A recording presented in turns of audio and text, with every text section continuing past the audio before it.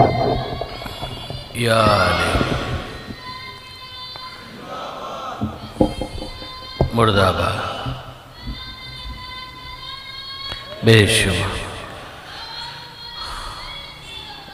اللہم صلی علی محمد آل محمد اعوذ باللہ من الشیطان اللعین الرجیم بسم اللہ الرحمن الرحیم الحمدللہ رب العالمین والصلاة والسلام علی اشرف الانبیاء والمرسلین سیدنا و مولانا ابی القاسم محمد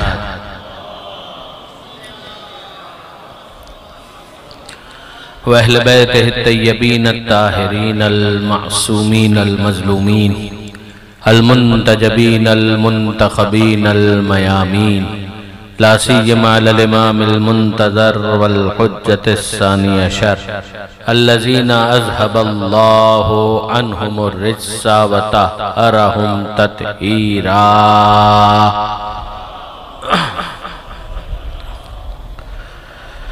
واللعنة الدائمة الباقية على أعدائهم أجمعين من يوم ظلمهم إلى قيام يوم الدين أما بعد فقد قال الله سبحانه وتعالى في القرآن الحكيم بسم الله الرحمن الرحيم ألف لام ميم أحسب الناس أن يتركوا أن يقولوا آمنا وهم لا يفتنون صلوات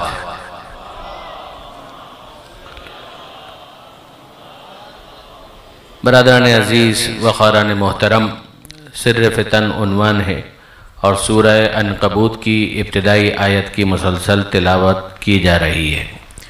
ارشاد پروردگار ہے احسب الناس کیا لوگوں نے یہ سمجھ لیا ہے ان یترکو کہ ان کو چھوڑ دیا جائے گا ان یقولو اتنا کہنے پر آمنا کہ ہم ایمان لائے وہم لا یفتنون اور ان کا امتحان نہیں لیا جائے گا، انہیں مختلف قسم کی آزمائشوں میں مبتلا نہیں کیا جائے گا۔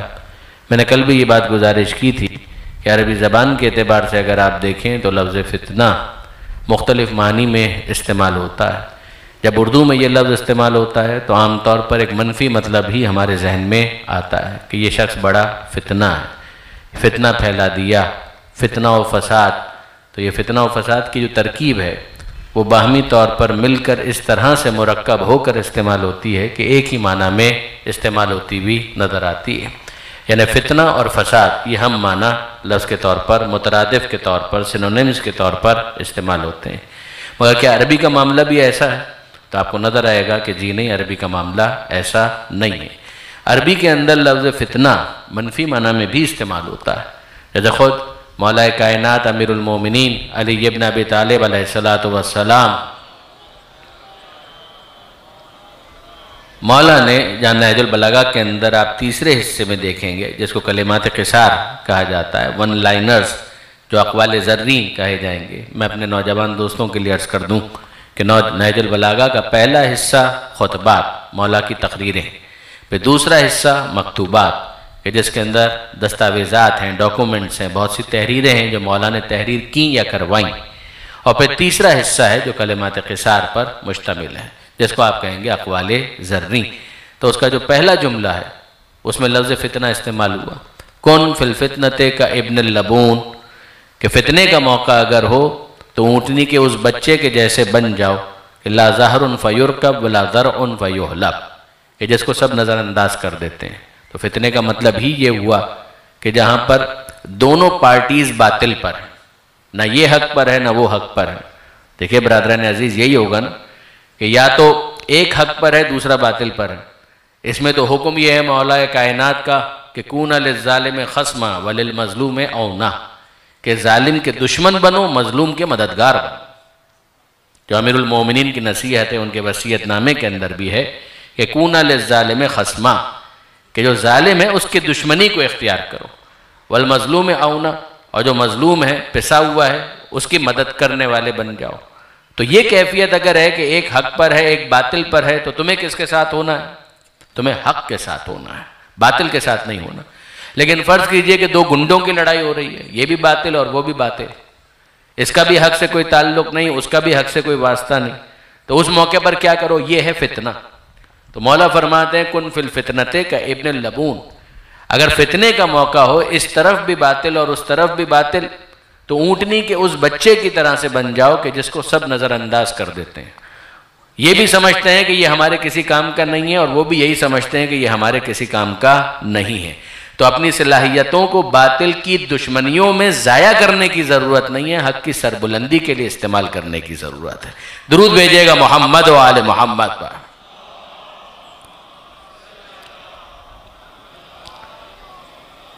تو آپ نے غور فرمایا کہ لفظ فتنہ ایک موقع قرآن مجید کے اندر اور اسی طریقے سے عربی کلام کے اندر آپ کو ایسا ملے گا کہ جہاں پر منفی معنی میں استعمال ہوا ہے۔ یہی لفظ فتنہ عذاب کے معنی میں بھی استعمال ہوا ہے، ذوقوا فتنتکم، اپنے فتنے کا مزہ چکھو۔ وہاں پر عذاب کے سیاق و سباق کے ساتھ اس بات کو بیان کیا جا رہا ہے، تو مطلب یہی ہے کہ اپنے عذاب کو چکھو۔ تو لفظ فتنہ آپ وسعت دیکھ رہے ہیں، ایک فساد کا موقع اس کو بھی فتنہ کہا گیا، ایک ایسا موقع کہ جس میں عذاب دیا جا رہا ہے اسے بھی فتنہ کہا گیا، اور ایک تیسرا موقع کہ جہاں پر آزمائش کو، امتحان کو بھی فتنے سے تعبیر کیا گیا، وہ یہی موقع ہے۔ احسب الناس ان یترکوا ان یقولوا آمنا وہم لا یفتنون، کیا عربی زبان میں امتحان کے لیے اور بھی الفاظ ہیں؟ جواب جی ہاں، کیوں نہیں، عربی زبان میں امتحان کے لیے اور بھی الفاظ ہیں۔ خود لفظ امتحان یہ بھی عربی ہی کا لفظ ہے، پھر اس کے علاوہ ایک اور لفظ ہے، اور عجیب بات یہ ہے کہ یہ لفظ بھی آیا عربی سے ہے اردو میں، مگر آپ غور فرمائیں گے تو آپ کو اندازہ ہوگا کہ اس کا بھی مطلب کچھ سے کچھ ہو گیا۔ لفظ بلا اگر اردو میں دیکھا جائے تو اس کی آمد کہاں سے ہے؟ یہ لفظ کہاں سے آیا ہے؟ یہ عربی کا لفظ ہے، مگر عربی میں جو اس کا مطلب ہے، کیا اردو میں بھی اس کا وہی مطلب لیا جاتا ہے؟ جواب جی نہیں۔ ہم یہ کہیں بہت بری بلا ہے، اس کا مطلب کیا ہے؟ ایک بری چیز جو ناگوار ہو، پسندیدہ نہ ہو، انپلیزنٹ ہو، اس کو کہا جائے گا بلا۔ لیکن کیا عربی کے اندر بھی یہ لفظ اسی معنی میں استعمال ہوتا ہے؟ نہیں، ایسا نہیں ہے۔ عربی زبان کے اندر بلا کا لفظ بھی امتحان کے لیے استعمال ہوتا ہے۔ اگر آپ غور فرمائیں کرب و بلا، تو لفظ کرب و بلا کے اندر بھی دو الفاظ ہیں، کرب اور بلا۔ کرب یعنی جس سے ایذا ہو، جو ایگنائز کرے، جہاں پر مصیبتیں ہیں، شدتیں ہیں، پریشانیاں ہیں، اور بلا یعنی امتحان کی جگہ۔ مقام کرب و بلا، شہر کرب و بلا یعنی امتحان کا شہر، امتحان کی جگہ، امتحان کا مقام۔ غور فرمایا آپ نے؟ اسی طریقے سے وہ جو مشہور آیت ہے جس کے اختتام پر آتا ہے اِنَّا لِلَّهِ وَإِنَّا إِلَيْهِ رَاجِعُونَ، اگر اس پر بھی آپ غور فرمائیں تو وہاں پر الفاظ کیا ہیں؟ ہم اللہ ہی کے لیے ہیں، اللہ ہی کی طرف ہمیں پلٹ کر جانا۔ یہ سورہ بقرہ کی آیت ہے، قرآن مجید کا دوسرا سورہ۔ شروع کہاں سے ہوتا ہے یہ مضمون؟ آیت نمبر 155، جو پھر پھیلتا ہوا 157ویں آیت تک پہنچ جاتا ہے جہاں پر اختتام ہوتا ہے۔ لیکن اگر آپ آیت نمبر 155 پر غور کریں تو ارشاد ہوا لَنَبْلُوَنَّكُمْ، ہم یقیناً یقیناً یقیناً تمہارا امتحان لیں گے۔ یہ تین یقیناً میں نے ایسے ہی نہیں لگا دیے، لام تاکید جو انٹینسیفائر کا کام دیتا ہے، اور نون تاکید ثقیلہ عربی گرامر کے اعتبار سے جو ڈبل انٹینسیفائر کا فائدہ دیتا ہے، ایز اے ریزلٹ اس کے اندر تین تاکیدات موجود ہیں۔ یعنی ہم یقیناً یقیناً یقیناً تمہیں بلا میں مبتلا کریں گے۔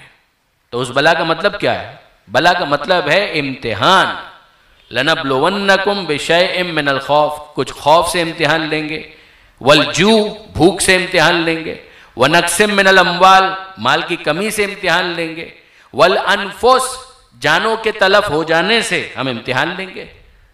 تمہارے اپنے پیارے تمہاری نظروں کے سامنے دم توڑ جائیں گے، کہ یہ بھی ایک امتحان ہوگا۔ وَالثَّمَرَاتِ پھلوں کی کمی کے ذریعے سے۔ اور یہاں پر حضرت علامہ سید علی نقی صاحب نے اس کی تشریح کی کہ ثمرات سے مراد ہے میوہ دل، یعنی یہ امتحان تو عام طور پر ہوتا ہے کہ بزرگ اٹھ جاتے ہیں اور اولاد کو ان کا جنازہ کاندھے پر اٹھانا پڑتا ہے، لیکن کبھی ادر وے راؤنڈ، بالکل برعکس کہ بوڑھے باپ کو بھی جوان بیٹے کا جنازہ اٹھانا پڑ جائے کہ یہ امتحان بھی ہم لیں گے، بعض کیسز کے اندر یہ امتحان بھی ہم لیں گے۔ پھر پروردگار فرماتا ہے وَبَشِّرِ الصَّابِرِينَ، اے حبیب بشارت دیجئے، خوشخبری دیجئے ان صبر کرنے والوں کو، الَّذِينَ اِذَا أَصَابَتْهُمْ مُصِیبَہ، کہ جب ان پر کوئی مصیبت آتی ہے یہ مصیبت، یہ امتحان، زحمت ہے، اس کے اندر مصیبت ہے۔ دستر اولاد کا جنازہ اٹھانا امتحان ہے، نوکری ہے، کاروبار ہے، اچھا لگتا ہے، نوکری چھوٹ جائے امتحان ہے، کاروبار آگے بڑھ رہا ہے، منافع ہو رہا ہے، اچھا لگتا ہے، لیکن نقصان ہو جائے امتحان ہے۔ تو غور فرمائیے، پروردگار خود کہہ رہا ہے کہ وَبَشِّرِ الصَّابِرِينَ الَّذِينَ اِذَا أَصَابَتْهُمْ مُصِیبَہ، کہ بشارت دیجئے، خوشخبری دیجئے ان صبر کرنے والوں کو کہ جب ان پر کوئی مصیبت آئے تو ان کا جملہ کیا ہوتا ہے؟ ان کے دل میں موجود خیال لفظوں کی صورت اختیار کر کے اس طرح ان کی زبان سے ادا ہوتا ہے کہ وہ کہتے ہیں اِنَّا لِلَّهِ وَإِنَّا إِلَيْهِ راجعون، ہم اللہ ہی کے لیے ہیں اور اللہ ہی کی بارگاہ میں ہمیں پلٹ کر جانا ہے۔ غور فرمایا اپنے برادران عزیز، یہ جملہ سب سے پہلے کس نے کہا؟ یہ جملہ سب سے پہلے کس شخصیت کی زبان پر آیا؟ یعنی یہ جو ہم قرآن مجید کے اندر پڑھ رہے ہیں تو یہ لفظ، یہ جملہ، یہ ترکیب، یہ فریز سب سے پہلے کس کی زبان پر آیا؟ وہ کسی اور کی زبان پر نہیں آیا، مولا کائنات امیر المومنین علی ابن ابی طالب علیہ السلام کی زبان پر۔ یہ جملہ سب سے پہلے مولا کائنات نے کہا اِنَّا لِلَّهِ وَإِنَّا إِلَيْهِ راجعون۔ اور کب کہا؟ جناب حمزہ جو احد کے شہید ہیں یا ان کی شہادت کے موقع پر، یا جناب جعفر طیار جو غزوہ موتا کے شہید ہیں ان کی شہادت کے موقع پر۔ جناب جعفر مولا کائنات کے بھائی، جناب حمزہ پیغمبر اکرم کے چچا تو مولا کائنات کے بھی چچا، ان کی شہادت پر امیر المومنین نے پہلی مرتبہ یہ جملہ ارشاد فرمایا اِنَّا لِلَّهِ وَإِنَّا إِلَيْهِ راجعون۔ یعنی آپ مجھے اجازت دیں یہ جملہ کہنے کا کہ یہ قرآن صامت میں بعد میں آیا ہے، قرآن ناطق کی زبان پر پہلے آیا ہے۔ یعنی اب اگر کوئی یہ سوال کرے کہ یہ کیسے ہو سکتا ہے کہ قرآن صامت میں بعد میں آئے اور قرآن ناطق میں پہلے آ جائے، تو میں آپ کی خدمت میں عرض کروں برادران عزیز کہ اس پر اعتراض ہمارے محترم برادران اہل سنت میں سے کوئی بھی نہیں کرے گا، یعنی عوام میں سے کوئی کر دے تو کر دے۔ میں اس لیے کہہ رہا ہوں کہ بہرحال ان کے یہاں بھی یہ نظریہ پایا جاتا ہے، علماء اس بات کو جانتے ہیں، اور ان کے یہاں بعض شخصیت کا نام لیا جاتا ہے اور باقاعدہ ایک ہیڈنگ قائم کی جاتی ہے موافقات فلان۔ علامہ حافظ اسلم جیراج پوری صاحب نے جو قرآن مجید پر رسالہ لکھا ہے اس کو جا کر دیکھیے گا تو آپ کو ملے گا کہ انہوں نے باقاعدہ اس عنوان اور اس اصطلاح کو استعمال کیا، موافقات فلان۔ انہوں نے تو ظاہر نام لیا، مطلب کیا ہے اس جملے کا یا اس اصطلاح کا کہ فلاں کی موافقت، یعنی وہ آیتیں کہ جو قرآن میں بعد میں نازل ہوئی فلاں صاحب کے ذہن میں پہلے سے آ گئی تو اس کو وہ کہتے ہیں موافقت۔ تو ظاہر ہے کہ اگر وہ اس اصطلاح کو استعمال کر رہے ہیں تو اس کا مطلب یہ ہے کہ وہ اس سے اتفاق کرتے ہیں۔ ہم بہرحال اس موافقت سے موافق نہیں ہیں، بہت توجہ کیجئے گا، ہم اس موافقت سے موافق نہیں ہیں، مگر اب اصول کو قبول کرتے ہیں کہ بعض ایسے کیسز ہوتے ہیں کہ لوح محفوظ پر جو لکھا ہوا ہے وہ قرآن ناطق کے مزاج سے اس طرح سے ہم آہنگ ہوتا ہے کہ وہی بن کر قرآن صامت میں درج ہو جاتا ہے۔ یہ پروردگار عالم کا انداز ہے۔ اچھا اب یہاں پر تو کوئی زیادہ مشکل بھی نہیں ہے، واپس آیت پر غور کیجئے، پروردگار عالم نے کیا کہا تھا؟ وَبَشِّرِ الصَّابِرِينَ الَّذِينَ اِذَا أَصَابَتْهُمْ مُصِیبَةٌ قَالُوا، توجہ ہے، اے حبیب بشارت دیجئے ان صبر کرنے والوں کو کہ جب کبھی ان پر کوئی مصیبت آتی ہے تو وہ یہ کہتے ہیں۔ تو کوئی تو ہے کہنے والا جس کی طرف قرآن اشارہ کر رہا ہے، تو وہ جو اشارہ کر رہا ہے قرآن مجید جس کی طرف، اسی کا جب نام سامنے آ جاتا ہے تو ہمیں پتہ چلتا ہے کہ یہ بولتا ہوا قرآن علی ابن ابی طالب ہے۔ درود بھیجیے گا محمد و آل محمد۔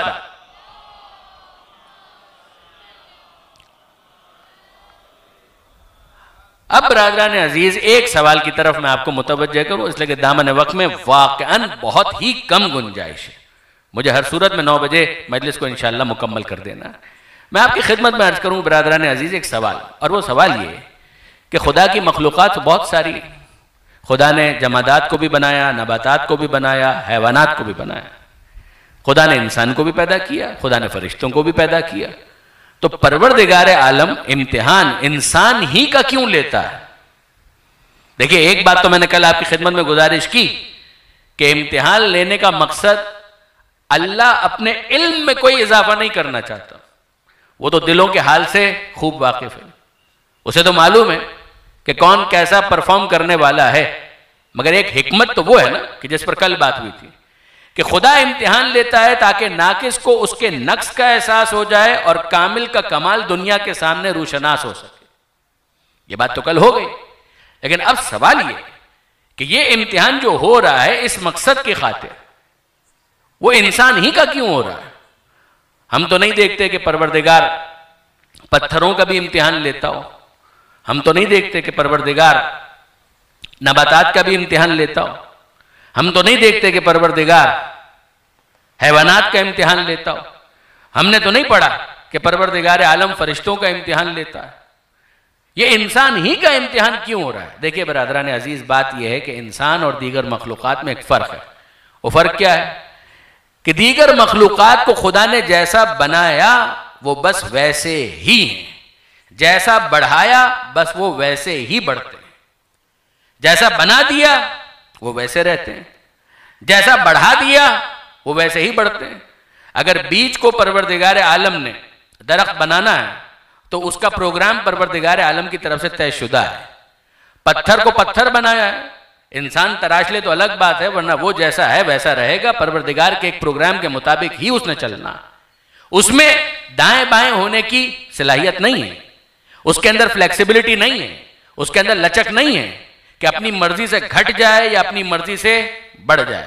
اسی لیے ان کے اندر بھی کچھ خوبیاں ہو سکتی ہیں، میں خوبیوں کا انکار نہیں کر رہا، مگر ان خوبیوں پر جو تعریف ہے وہ تعریف ہی ہے، ان کا شکریہ ادا نہیں کیا جا سکتا۔ غور فرمائیے گا، شیر کو بہادر کہتے ہیں، مگر اس کی بہادری طبیعتاً اس کو بنایا ہی اس طرح سے گیا ہے۔ تشبیہ کے اعتبار سے کہہ دیا جاتا ہے کہ فلاں شیر کی طرح بہادر ہے، وہ بالکل ٹھیک ہے، مگر شیر کو جیسا بنایا گیا ہے وہ ویسا ہی ہے۔ بچھو کا کام ہے ڈنک مارنا، تو آپ اس کی مذمت تو کر سکتے ہیں مگر کیا ملامت بھی کر سکتے ہیں؟ آپ یہ کہیں کہ کیسا ہے یہ تو ڈنک مارتا ہے، تو اس کو بنایا ہی ایسا گیا ہے کہ وہ ڈنک مارے گا، وہ تبھی تو بچھو ہے۔ سانپ کا کام ہے ڈسنا، تو اب آپ اس کا کیا امتحان لیں گے؟ آپ اس کو ہاتھ میں رکھیں گے اور اس کے بعد چیک کریں گے کہ یہ ڈستا ہے یا نہیں۔ بچھو کے بارے میں ایک محاورہ بھی ہے کہ نیش اقرب نہ اس پے کین است مقتضائے طبیعتش این است، کہ یہ جو بچھو کا ڈنک مارنا ہے یہ کسی کینے کی وجہ سے نہیں ہے، اسے ڈنک ہی مارنا آتا ہے، اس کو بنایا ہی اس طرح سے گیا ہے کہ وہ ڈنک مارے گا۔ پتھر تو پتھر ہے، مگر آپ نے موتی کو اٹھایا، آپ نے کہا کتنا خوبصورت ہے، یہ خوبصورتی ایکوائرڈ نہیں ہے، اسے ایسا ہی بنایا گیا ہے۔ اور دوسرا عام سا پتھر ہے جو آپ کی ٹھوکروں میں آتا ہے، اس کو بنایا ہی اس طرح سے گیا ہے۔ موتی نے اس خوبصورتی کو حاصل کرنے کے لیے کوئی ایفرٹ نہیں کی ہے، وہ میک اپ نہیں کرتا، وہ کسی قسم کے کاسمیٹکس کو استعمال نہیں کرتا، اس کو بنایا ہی اس طرح سے گیا ہے۔ وہ جو عام پتھر ہے اس کو بنایا ہی اس طرح سے گیا ہے کہ آپ کو اس کے اندر کوئی جاذبیت محسوس نہیں ہوتی۔ اسی لیے دوسری تمام مخلوقات کے اندر، جمادات میں سے ہوں یعنی پتھر وغیرہ، پہاڑ وغیرہ، نباتات میں سے ہوں یا حیوانات میں سے ہوں، ان کے اندر اگر کوئی خوبی نظر آتی ہے، کسی جانور کو آپ کہتے ہیں بڑا وفادار ہے، اس کو بنایا ہی یوں گیا ہے، لہذا اگر کوئی خوبی ہے تو اس خوبی کی مدح ہوگی، مگر اس کا شکریہ ادا کرنا اس کو بنایا ہی اس طرح سے گیا ہے۔ اگر اس کے اندر کوئی نیگیٹو چیز ہے تو اس کی مذمت ہوگی کہ یہ بری صفت ہے، مگر اس کی کنڈمنیشن نہیں ہوگی، اس کی کوئی ملامت نہیں ہوگی، اس کی طبیعت کا تقاضا ہی یہ ہے۔ اگر یہ بات آپ کے لیے واضح ہوئی تو اب آئیے اگلے مرحلے میں ہم داخل ہوں، اب آئیے فرشتوں کی ہم بات کریں۔ فرشتے اپنے کام کو اپنے اختیار سے کرتے ہیں بے شک، یعنی جمادات، نباتات، حیوانات، ان کو تو جس طرح سے بنایا گیا ہے اسی طرح سے انہوں نے کرنا ہے۔ فرشتوں کی اگر آپ بات کریں تو فرشتے جو کام کر رہے ہیں وہ اپنے اختیار سے کر رہے ہیں، بے شک کر رہے ہیں، مگر فرشتوں کا معاملہ یہ ہے کہ ان کو عبادت کے لیے ڈھال دیا گیا، کوئی ریزسٹنس ان کے پاس موجود نہیں ہے۔ یعنی غور فرمائیے گا، کچھ عرض کرنا چاہ رہا ہوں کہ قرآن مجید نے فرشتوں کے لیے کہا عباد مکرمون، کہ یہ فرشتے جو ہیں نا وہ اللہ کے مکرم بندے ہیں، ان کے اندر عبدیت ہے، عباد ہیں، بندے ہیں، مکرمون صاحب عزت، لا یسبقونہ بالقول، وہ خدا کے قول پر سبقت نہیں کرتے، وَهُمْ بِأَمْرِهِ يَعْمَلُونَ، جو ان کو حکم دے دیا گیا وہ اس حکم کے مطابق عمل کرتے چلے جاتے ہیں۔ تب یہ توجہ ہے برادران عزیز کہ فرشتوں کا معاملہ کیا ہے، کام کر رہے ہیں، اپنے ارادے سے کر رہے ہیں، مگر جو حکم دیا جا رہا ہے اس کے مطابق کر رہے ہیں، اور جو کر رہے ہیں وہ عبادت ہے۔ ان کو حکم دیا گیا رکوع کرو تو وہ رکوع کر رہے ہیں، ان کو حکم دیا گیا سجدہ کرو تو وہ سجدہ کر رہے ہیں، وہ سجدہ کرنے سے تھکتے نہیں ہیں، ان کے پیروں میں ورم نہیں آتا، ان کی آنکھیں نیند کی طلبگار نہیں ہوتی، یعنی ریزسٹنس کسی قسم کا نہیں ہے، ان کو روٹی روزی کے لیے باہر جا کر محنت مزدوری نہیں کرنی ہے، ان کو کاروبار نہیں کرنا، انہیں سامان نہیں اٹھانا، نہ شکستگی ہے، نہ خستگی ہے، نہ تھکن ہے، نہ نیند ہے، نہ کسی قسم کی بیوی بچوں کی ذمہ داری ہے، کچھ نہیں، جو کہہ دیا گیا بس وہ کرتے چلے جاؤ، یہ ہے تو کوئی ریزسٹنس، کوئی خواہش نہیں، کوئی غضب غصہ، کوئی غضب اور غصہ نہیں۔ تو پھر کیا کریں گے؟ خدا کہے گا کہ رکوع کرو وہ رکوع کریں گے، خدا کہے گا سجدہ کرو وہ سجدہ کریں گے، خدا کہے گا قیام کرو وہ قیام کریں گے۔ اور آگے بڑھ جاؤں کہ اگر ہٹ کر، روٹین سے ہٹ کر کوئی کام کسی کے حوالے کر دیا، وہی لے جاؤ، وہ منع نہیں کرے گا، وہ کہے گا میں رکوع کرنے والا ہوں، مجھے وہی دے کر کیوں بھیجا جا رہا ہے، میری عبادت میں خلل ہوتا ہے، نہیں، وہ یہ سوال نہیں کرے گا۔ جو عمل کی منزل ہو اس میں سوال کرنے کا امکان نہیں، جیسا خدا نے کہہ دیا ویسا وہ کرے گا اور اسی کو اپنی عبادت سمجھے گا۔ میں آپ کی بہت توجہات چاہتا ہوں، غور فرمائیے گا برادران عزیز کہ ملک کے نزدیک عبادت کا معیار کیا ہے، کہ جو خدا نے مجھے کہہ دیا مجھے اسی کے مطابق عمل کرنا ہے۔ وہ کہے رکوع کرو تو رکوع عبادت، وہ کہے سجدہ کرو تو سجدہ عبادت، وہ کہے قیام کرو تو قیام عبادت، وہ کہے وہی لے کر چلے جاؤ تو وہی لے کر جانا عبادت، وہ کہے آسمان سے بارش نازل کر دو، آسمان سے بارش نازل کر دینا عبادت، خدا حکم دے کسی کی روح قبض کر لو تو روح قبض کرنا اس کے لیے عبادت ہے۔ اس کا مطلب کیا ہوا؟ فرشتہ جو کرے وہ عبادت، خدا اس سے جو کروائے وہ عبادت۔ اب اس کے بعد ہمیں سمجھ میں آیا کہ فرشتے کی عبادتوں میں جہاں رکوع کرنا شامل ہے، جہاں سجدہ کرنا شامل ہے، جہاں قیام کرنا شامل ہے، جہاں وہی کا لے کر آنا شامل ہے، وہیں اگر خدا کہے رضوان سے کہ حسنین کا درزی بن کر کپڑے لے جا تو کپڑے لے کر آنا بھی عبادت بن جائے۔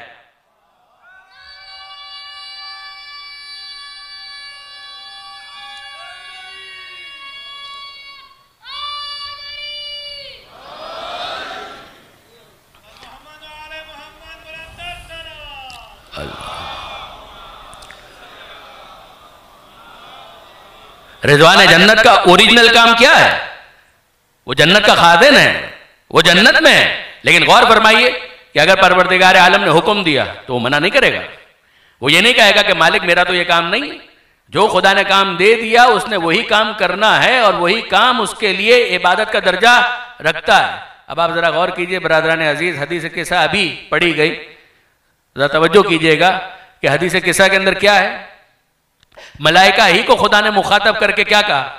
یا ملائکتی و یا سکان سماواتی، اے میرے ملائکہ، اے ساکنان سما و ارض، میری بات سنو۔ وہ کیا کر رہے تھے؟ وہ کچھ نہ کچھ تو کر رہے تھے نا، رکوع کر رہے تھے، سجدہ کر رہے تھے، قیام کر رہے تھے۔ پروردگار عالم نے سمجھا دیا کہ دیکھو جب رکوع کا حکم ہو تو رکوع کرنا عبادت، جب سجدے کا حکم ہو تو سجدہ کرنا عبادت، اور اگر میں بلاؤں کہ میرے منہ سے آل محمد کے فضائل سنو تو آل محمد کے فضائل سننا بھی عبادت۔ اسی لیے الفاظ کیا ہیں؟ یا ملائکتی و یا سکانہ سماواتی، اے ملائکہ، اے میرے ملائکہ، ذرا ناز دیکھیے، یا سکانہ سماواتی، اے ساکنان آسمان، انی ما خلقتو سما ام مبنیہ، یہ جو تم دیکھ رہے ہو نا آسمان، میں اس آسمان کو خلق نہ کرتا، ولا ارضم مدہیہ، نہ ہی میں زمین کا فرش بچھاتا، ولا فلکن یدور ولا بحرن یجری ولا فلکن یسری، یہ جو تم سورج دیکھ رہے ہو، نہ میں سورج بناتا، نہ اس کو روشنی عطا کرتا، نہ چاند کو خلق کرتا، نہ اسے چاندنی عطا کرتا، نہ سمندر ہوتا، نہ اس کی طغیانی ہوتی، نہ دریا ہوتا، نہ اس کی روانی ہوتی، نہ اس میں تم کشتیوں کو چلتے ہوئے دیکھتے، غرض یہ کہ کائنات میں کوئی روشنی نہ ہوتی اگر ان 5 کی روشنی مقصود نہ ہوتی جو اس وقت چادر کے نیچے موجود ہے۔ اگر ان 5 کی روشنی مقصود نہ ہوتی، الا فی محبت ہؤلاء الخمسہ الذین هم تحت الکسا، مگر ان 5 کی محبت میں جو اس وقت چادر کے نیچے موجود ہیں، جس پر جناب جبرائیل نے سوال کیا کہ یا رب ومن تحت الکسا، اے میرے پروردگار یہ ہیں کون چادر کے نیچے؟ جناب جبرائیل کا سوال ہے نا کہ یا رب ومن تحت الکسا، مالک یہ ہیں کون چادر کے نیچے؟ تو کیا جبرائیل نہیں جانتے کہ چادر کے نیچے کون ہے؟ جانتے ہیں، اور خوب جانتے ہیں۔ جناب جبرائیل بہت اچھی طرح سے جانتے ہیں۔ میں بات کو مختصر کروں کہ جانتے تو ہیں، مگر ذکر اہل بیت کو سننے میں وہ حلاوت اور مٹھاس ہے کہ جبرائیل اس سے محروم نہیں ہونا چاہتا۔ دیکھیں برادران عزیز، یہ آل محمد کے ذکر کی جو مٹھاس ہے نا، مجھے بتائیے کہ آپ کو نہیں معلوم احد میں کیا ہوا مگر سننا اچھا لگتا ہے؟ کیا آپ کو نہیں پتا خیبر میں کیا ہوا مگر سننا اچھا لگتا ہے؟ کیا نہیں معلوم کہ خندق میں کیا ہوا مگر سننا اچھا لگتا ہے؟ یہ ذکر علی اور آل محمد کی مٹھاس ہے کہ جس کی وجہ سے انسان ہمتن گوش ہوتا ہے کہ پھر سنے پھر سنے پھر سنے، کبھی اس شاعر سے سنے، کبھی اس شاعر سے سنے، کبھی اس خطیب سے سنے، کبھی اس خطیب سے سنے، کبھی اس ذاکر سے سنے، کبھی اس ذاکر سے سنے۔ تو جبرائیل نے خود بھی ذکر کیا ہوا ہے اور سنا ہوا ہے، مگر ایسا موقع کہاں ملے گا کہ ذاکر خدا بن جائے، سامع فرشتے بن جائے۔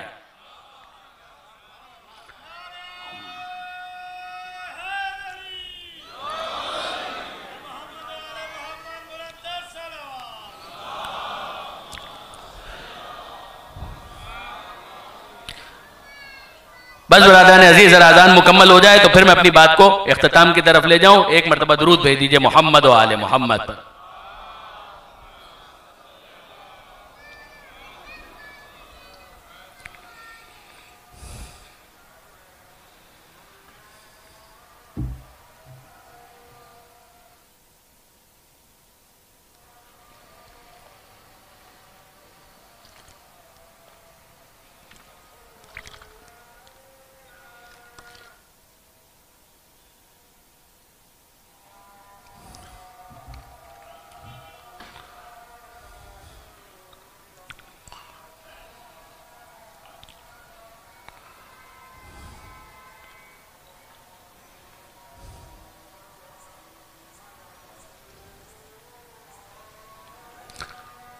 اللہم صلی علی محمد وعلی محمد۔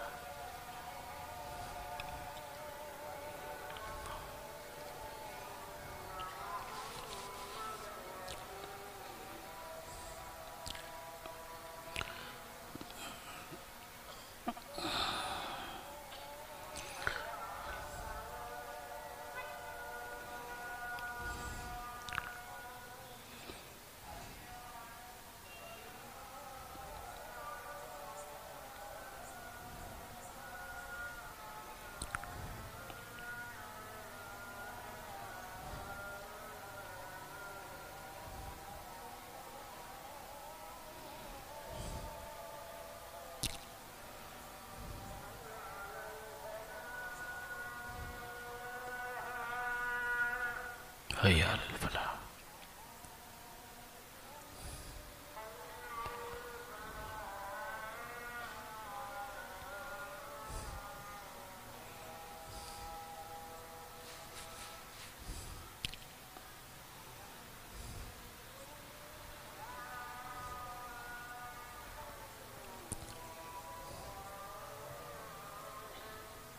اللہ اکبر اللہ اکبر.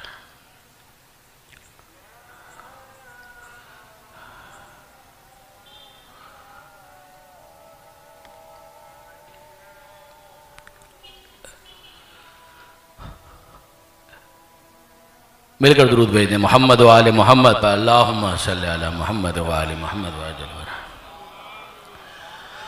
تو اب برادران عزیز بات واضح ہوئی کہ ایک طرف اگر آپ دیکھیں تو جمادات ہیں، جیسا بنا دیا ویسے ہیں، نباتات جیسا بنا دیا ویسے ہیں، وہاں پر نہ انحراف کا کوئی امکان ہے اور پروگرام ترقی کے علاوہ کسی قسم کی پروگریس کا بھی کوئی امکان نہیں. اگر وہ بیج سے درخت بن رہا ہے تو اس کو پروگرام ہی اس طرح سے کیا گیا ہے. جانور ہے جیسا بنا دیا گیا وہ ویسا ہی ہے.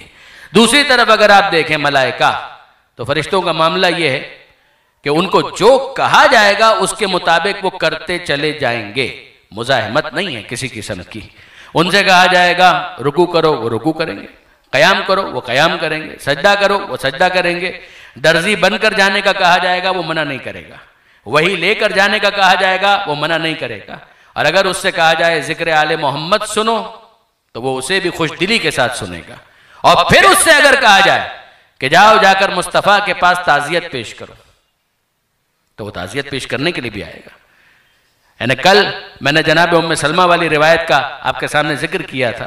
میں چاہتا ہوں کہ ذرا سے اسے بیان کر کے آمد کربلا کے مصائب آپ کے سامنے پیش کروں اور مجلس کو مکمل کر دوں. غور فرمائیے گا برادران عزیز، یہ عجیب روایت ہے. یعنی برادران اہل سنت، محترم برادران اہل سنت، آپ جانتے ہیں ہم تو اتحاد بین المسلمین کے واقع دل سے قائل بھی ہیں، دائی بھی ہیں، مگر جو چیزیں موجود ہیں اے کاش کہ ان پر خوش دلی کے ساتھ عمل ہو جائے. کہ جب یہ سنت رسول اسٹیبلش ہو رہی ہے، وہ آئے جناب ام سلمہ کے پاس، ام المومنین رضی اللہ تعالی عنہا، اور ان کے پاس آ کر کیا کہا؟ آ کر یہ کہا اے ام سلمہ میں حجرے میں جا رہا ہوں، وہی نازل ہونے والی ہے، دیکھو کوئی میرے پاس نہ آنے پائے. جناب ام سلمہ نے دروازہ بند کر دیا. پیغمبر اکرم حجرے میں، اور اب ایسے میں کچھ دیر کے بعد امام حسین علیہ السلام تشریف لائے. کیا عجیب الفاظ ہیں. امام حسین تشریف لائے اور جناب ام سلمہ دائیں بائیں دیکھتے ہیں اور پھر کہتے ہیں جناب ام سلمہ سے نانی جان، نانا جان کہاں پر ہیں؟ ہمارے نانا کہاں پر ہیں؟ تو جناب ام سلمہ نے کہا کہ بیٹا وہ حجرے کے اندر ہیں. کہا ہم جانا چاہتے ہیں. کہا انہوں نے کہا ہے کہ کوئی اندر نہ آنے پائے. تو امام حسین نے کچھ دیر جناب ام سلمہ کو دیکھا اور پھر اس کے بعد کہا کہ کیا ہمیں بھی منع کیا ہے؟ اس کوئی کے اندر کیا ہم بھی شامل ہیں؟ کیا ہم پر بھی پابندی ہے کہ ہم اپنے نانا سے ملاقات نہیں کر سکتے؟ ابھی جناب ام سلمہ کی جناب امام مظلوم کے ساتھ یہ گفتگو ہو رہی تھی کہ اندر سے پیغمبر اکرم کی آواز آئی، اے ام سلمہ میرے حسین کو آنے دو. اس کوئی کے اندر حسین شامل نہیں ہے، میرے حسین کو اندر آنے دو. جناب ام سلمہ نے پیار کیا، دروازہ کھولا اور امام حسین حجرے کے اندر تشریف لے گئے. دروازہ پھر بند کر دیا گیا اور اب اندر جو کچھ ہو رہا ہے وہ جناب ام سلمہ دیکھ نہیں رہی، مگر الفاظ کیا ہیں کہ جناب ام سلمہ نے کچھ دیر کے بعد پیغمبر اکرم کے رونے کی آواز سنی، پیغمبر اکرم کے گریے کی آواز سنی. اب آپ تصور صادق سے ذرا دیکھنے کی کوشش کیجئے کہ جب دروازہ بند ہے اور جناب ام سلمہ پیغمبر اکرم کے گریے کو محسوس کر رہی ہیں تو اس کا مطلب یہ ہے کہ یہ صرف آنسوؤں کا گریہ نہیں ہو سکتا. بہت توجہ کیجئے گا، یہ صرف آنسوؤں کا گریہ نہیں ہو سکتا. دروازہ بند ہے، اندر کمرے میں پیغمبر اکرم آنسو اگر بہا رہے ہوں تو باہر آواز نہیں آ سکتی. ماننا پڑے گا کہ پیغمبر اکرم بآواز بلند گریہ فرما رہے تھے. اور پیغمبر اکرم کی جب آواز بلند ہو گئی تو جناب ام سلمہ نے آہستہ سے دروازہ کھولا اور سوال کیا اللہ کے رسول خیریت تو ہے؟ کیا میں اندر آ سکتی ہوں؟ پیغمبر اکرم نے کہا ہاں ام سلمہ اب تم اندر آ سکتی ہو. اب یہ ام سلمہ بیان کرتی ہیں کہ میں نے دیکھا کہ پیغمبر اکرم لیٹے ہوئے ہیں، پیغمبر اکرم کے سینے پر نواسہ موجود ہے اور پیغمبر اکرم نے اپنے ہاتھ میں کسی چیز کو مضبوطی سے تھاما ہوا ہے اور پیغمبر اکرم زار زار گریہ کر رہے ہیں، آنسو بہا رہے ہیں، وہ دھاڑے مار مار کر رو رہے ہیں. اور ایسے میں جناب ام سلمہ نے سوال کیا کہ اللہ کے رسول خیریت تو ہے، یہ گریہ کس سبب سے ہے؟ پیغمبر اکرم فرماتے ہیں اے ام سلمہ، میں نے اپنے حسین کو اپنے سینے سے لگایا تو مجھے بڑا سکون محسوس ہوا، مگر جب میں اپنے بیٹے کو، اپنے نواسے کو سینے سے لگائے ہوئے تھا، ایسے میں ایک فرشتہ نازل ہوا۔ قرآن کہہ رہا ہے کہ حکم خدا کے بغیر فرشتہ کوئی کام نہیں کرتا، تو ماننا پڑے گا نا کہ یہ فرشتہ حکم خدا سے آیا ہے۔ اور آ کر اس نے کیا جملہ کہا، اے اللہ کے رسول آپ اس بچے سے بہت پیار کرتے ہیں؟ پیغمبر اکرم فرماتے ہیں اللہ گواہ ہے کہ میں اس بچے سے کتنا پیار کرتا ہوں۔ میں کہوں کہ اے اللہ کے رسول ہر نانا نواسے سے پیار کرتا ہے، اس میں اللہ کو گواہ کرنے کی کیا ضرورت ہے؟ یقین جانیے برادران عزیز، یہ جملہ بتا رہا ہے اللہ گواہ ہے، یہ جملہ بتا رہا ہے کہ یہ صرف نانا کی نواسے سے محبت نہیں ہے، یہ کوئی حکم خدا ہے کہ جس کی تعمیل ہو رہی ہے۔ اور پیغمبر اکرم دوسری جگہ یہ ارشاد فرمایا کہ ان اللہ امرنی بحبہما، یہ حسن اور حسین کی محبت اللہ نے مجھ پر واجب کی ہے، اللہ نے مجھ پر لازم کی ہے کہ میں حسن اور حسین سے بھی محبت کروں۔ وَمَن يُحِبُّهُمَا، اور جو حسن اور حسین سے محبت رکھے میں اس سے بھی محبت کرنے کا پابند ہوں من جانب اللہ۔ یہ عجیب الفاظ ہیں۔ اور پھر اس کے بعد جناب پیغمبر اکرم فرماتے ہیں کہ اس فرشتے نے کہا کہ اللہ کے رسول آپ جس نواسے سے اتنا پیار کر رہے ہیں، آپ کا یہی نواسہ ریگزار کربلا پر بے گناہ بھوکا پیاسا قتل کیا جائے گا۔ پیغمبر اکرم نے جب یہ سنا تو گریہ شروع کیا، آنسو بہانے لگے۔ میں آپ سے عرض کرتا ہوں مجھے بتائیے برادران عزیز کہ شہادت حسین کی خبر تو وقت ولادت دی جا چکی، پھر اس وقت یہ جو فرشتہ بیان کر رہا ہے یہ کوئی اطلاع تو نہیں ہے؟ پیغمبر اکرم پہلے سے جانتے ہیں کہ میرا یہ نواسہ ریگزار کربلا میں قتل کیا جائے گا، تو پھر اس موقع پر اس فرشتے کا آ کر یہ ذکر کرنا کیا بتا رہا ہے؟ یہ کوئی اطلاع نہیں دی جا رہی، یہ مجلس حسین ہے کہ جس کا انعقاد کیا جا رہا ہے۔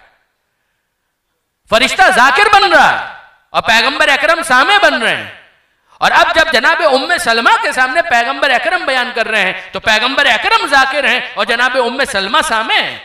ہماری مجلس کے یہی دو ارکان ہیں، ایک ذاکر ہے جو ذکر کر رہا ہوتا ہے اور کچھ حاضرین ہوتے ہیں جو سن رہے ہوتے ہیں۔ عزیزان گرامی آپ خود مجھے بتائیے کہ ذکر کرنا بھی سنت رسول ہے، ذکر سننا بھی سنت رسول ہے۔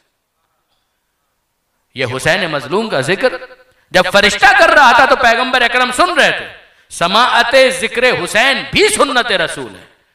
اور جب جناب ام سلمہ سن رہی تھی تو پیغمبر اکرم بیان کر رہے ہیں ذکر حسین کرنا بھی سنت رسول ہے۔ اور اب اس کے بعد اگلا مرحلہ کیا ہے؟ روایت کے الفاظ یہ ہیں کہ فرشتے نے یہ کہا کہ اللہ کے رسول کیا آپ وہ زمین دیکھنا چاہیں گے کہ جہاں آپ کا یہ نواسہ قتل کیا جائے گا، ذبح کیا جائے گا؟ پیغمبر اکرم نے فرمایا کہ جی ہاں میں وہ زمین دیکھنا چاہتا ہوں۔ آپ نے غور نہیں کیا، یہ کربلا کی زیارت کی سنت قائم کی جا رہی ہے۔ پیغمبر اکرم جس زمین کو دیکھنا چاہتے ہیں، اگر ہم اس زمین کو دیکھنے کے مشتاق ہوں تو یہ سنت رسول کی اتباع نہیں ہے تو اور کیا ہے؟ پیغمبر اکرم نے کہا کہ ہاں یقیناً میں دیکھنا چاہتا ہوں، اور فرشتے نے اشارہ کیا، ساری زمینیں پست ہوئیں اور کربلا کی زمین بلند ہوئی، اور زمین کربلا کو دیکھا تو اب فرشتہ اس احوال کو بیان کرتا ہے۔ اس کی تفصیل موجود نہیں ہے، اتنا تو ہے کہ اللہ کے رسول یہ وہ زمین ہے کہ جہاں پر آپ کا کنبہ قتل کیا جائے گا۔ اب مجھے نہیں معلوم کہ اس کی تفصیل میں کیا بیان کیا کہ یہاں پر خیمے لگیں گے، اے اللہ کے رسول یہاں پر آپ کی شبیہ ایک بیٹا اللہ حسین کو عطا کرے گا، اس کے سینے میں برچی کا پھل لگے گا، اے اللہ کے رسول یہاں پر عباس کے بازو قلم ہوں گے، اور اے اللہ کے رسول یہاں پر آپ کا حسین ذوالجناح سے زمین کربلا پر گرے گا۔ مجھے نہیں معلوم کہ تفصیلات کے اندر پیغمبر اکرم کو کیا کیا بتایا گیا، مگر جب اتنا بتایا گیا ہوگا تو یہ بھی بتایا گیا ہوگا کہ یہاں پر خیمے لگیں گے بھی اور خیمے جلیں گے بھی۔ اے اللہ کے رسول یہاں پر آپ کی بیٹیوں کی ردائیں چھینی جائیں گی، اے اللہ کے رسول اسی سرزمین سے آپ کی بیٹیوں کو بے مخنہ و چادر کے بے پالان کے شتر پر بٹھا کر دیار بدیار پھرانے کے لیے لے جایا جائے گا۔ اے اللہ کے رسول یہ سارے مظالم یہاں پر ہوں گے، اور پھر اس کے بعد وہ ملک آگے بڑھتا ہے اور کربلا کی مٹی کو اٹھا کر پیغمبر اکرم کی خدمت میں ہدیہ کرتا ہے۔ اے اللہ کے رسول ذرا اس خاک کربلا کو اپنے پاس محفوظ رکھیے۔ نہیں عزیزان، آپ نے غور نہیں کیا، فقط کربلا کی زیارت ہی سنت رسول نہیں ہے، کربلا کی مٹی اٹھانا بھی سنت رسول ہے۔ پیغمبر اکرم نے وہی اپنے ہاتھ میں مضبوطی سے تھامی ہوئی تھی وہ مٹی، وہ خاک کربلا جسے خاک شفا بننا تھا۔ اور اب جناب ام سلمہ سے کہا، اے ام سلمہ اس مٹی کی حفاظت کرنا، اور جب یہ مٹی خون میں تبدیل ہو جائے تو سمجھ جانا کہ میرا حسین شہید ہو گیا۔ عزیزوں، اب جناب ام سلمہ نے حکم رسول کے مطابق جب اسے ایک شیشی میں محفوظ کر لیا تو مجھے یہ کہنے کا حق دیجئے نا کہ کربلا کی مٹی کی حفاظت کرنا یہ سنت رسول بھی ہے، سنت ام المومنین بھی ہے۔ مگر عزیزوں، وہ کربلا کی زمین کہ جسے حجرہ پیغمبر سے پیغمبر نے دیکھا تھا، 2 محرم کو آپ کا اور میرا آقا اس کربلا کی زمین پر پہنچ گیا۔ 2 محرم کا دن مکمل ہو گیا۔ کچھ دیر پہلے سورج غروب ہونے سے کچھ پہلے آپ کا اور میرا آقا کربلا کی سرزمین پر پہنچ گیا، جہاں پر ذوالجنا نے آگے بڑھنے سے انکار کر دیا۔ یہ ذوالجنا حسین کا اشارہ سمجھتا ہے، مگر ذوالجنا نے آگے بڑھنے سے انکار کر دیا۔ جناب ابوالفضل عباس 7 گھوڑے تبدیل کیے گئے مگر کوئی بھی آگے نہیں بڑھتا۔ یاد رکھیے گا، حسین کا گھوڑا اگر رکا ہے تو کوئی نہ کوئی مصلحت ہے۔ عاشور کے دن بھی عصر عاشور کے موقع پر ذوالجنا رک گیا تھا، جب سکینہ پچھلے پیروں سے لپٹی ہوئی فریاد کر رہی تھی، اے ذوالجنا میرے بابا کو مقتل میں نہ لے جا۔ صبح سے جو گیا وہ پلٹ کر واپس نہ آیا۔ ایک اس وقت ذوالجنا نے آگے بڑھنے سے انکار کر دیا تھا، 1-2 محرم کو ذوالجنا نے آگے بڑھنے سے انکار کر دیا۔ اور اب حسین نے بنی اسد کے قبیلے والوں کو بلایا اور پوچھا کہ بتاؤ اس زمین کا کیا نام ہے؟ کسی نے کہا کہ اس کو نینوا کہتے ہیں، کہا نہیں کوئی اور نام بھی ہوگا، کہا مولا اس کا ایک نام غازریہ ہے، کہا نہیں کوئی اور نام بھی ہوگا، کہا مولا اس کا ایک نام شت فرات ہے، کہا اور بھی کوئی نام ہوگا، کہا مولا یہ نام ہمیں معلوم ہے، ان کے علاوہ ہمیں کوئی اور نام معلوم نہیں۔ ہاں ہمارے قبیلے کا ایک بزرگ ہے، ایک بوڑھا ہے، ایک پیر مرد ہے، ایک شیخ ہے، ہم اسے اٹھا کر لاتے ہیں، شاید اسے کوئی نام معلوم ہو۔ اسے بلایا گیا اور جب اس سے پوچھا گیا، اے بزرگ تیرے قبیلے والوں نے یہ سب نام تو بتائے ہیں مگر کیا اس زمین کا کوئی اور نام بھی ہے؟ اس نے ذہن پر زور دیا اور کہنے لگا، یقال لہا کرب و بلا، مولا اس کا ایک نام کرب و بلا بھی ہے۔ اب حسین کہتے ہیں ہذا ارض کرب و بلاء، ہاں یہی زمین کرب و بلا کی زمین ہے۔ اور اب حسین مظلوم نے ایک ایسا جملہ کہا کہ پورا مرثیہ پڑھ دیا، ہاں ہونا مناخ رقابنا، ارے یہیں پر ہمارے خیمے لگیں گے، ہاں ہونا سفک دمائنا، یہیں پر ہمارا خون بہایا جائے گا، ہاں ہونا قتلا رجالنا، یہیں پر ہمارے مرد قتل کیے جائیں گے، ہاں ہونا ذبح اطفالنا، یہیں پر ہمارے بچے ذبح کیے جائیں گے۔ ارے یہ ساری باتیں ہو رہی تھی مگر ذرا ایک جملے پر رک کر غور کیجئے گا، حسین نے کیا کہا؟ ارے یہیں پر ہمارے خون بہائے جائیں گے۔ میں اس ایک جملے کی تشریح کروں، ارے کیسا کیسا خون بہایا گیا، علی اکبر کے سینے سے ابلتا ہوا خون، عباس کے بازوؤں سے بہتا ہوا خون، میرے مولا حسین کے ہر عضو بدن کا خون۔ ہاں مگر ایک خون ایسا تھا جو حسین نے بہنے نہیں دیا۔ بس عزیزوں آپ مصاب ہوئے، آپ نے گریہ کیا، ایک خون ایسا تھا جو حسین نے بہنے نہیں دیا۔ علی اکبر کا خون بہا، عباس کا خون بہا، مولا کا خون بہا، اونو محمد کا خون بہا، مگر وہ ننھا مجاہد علی اصغر، ارے اس کا خون حسین نے بہنے نہیں دیا۔ جب تیر ستم لگا ہے، حسین نے خون علی اصغر اپنے چلو میں جمع کر لیا، آسمان کی طرف پھینکنا چاہتے ہیں، آسمان قبول نہیں کرتا، زمین پر ڈالنا چاہتے ہیں، زمین فریاد کر رہی ہے۔ حسین نے وہ خون اپنے چہرے پر مل کر کہا، ہذا القا جدی، ارے میں اسی عالم میں اپنے جد مصطفیٰ سے ملاقات کروں گا، میرے اصغر کا خون میرے چہرے پر ہوگا۔ عزیزو یہ وہ خون ہے کہ جس کے بعد اصغر نام کی حد تک اصغر رہا، ورنہ کربلا کا فاتح اکبر وہی ننھا مجاہد علی اصغر۔ ماتم حسین۔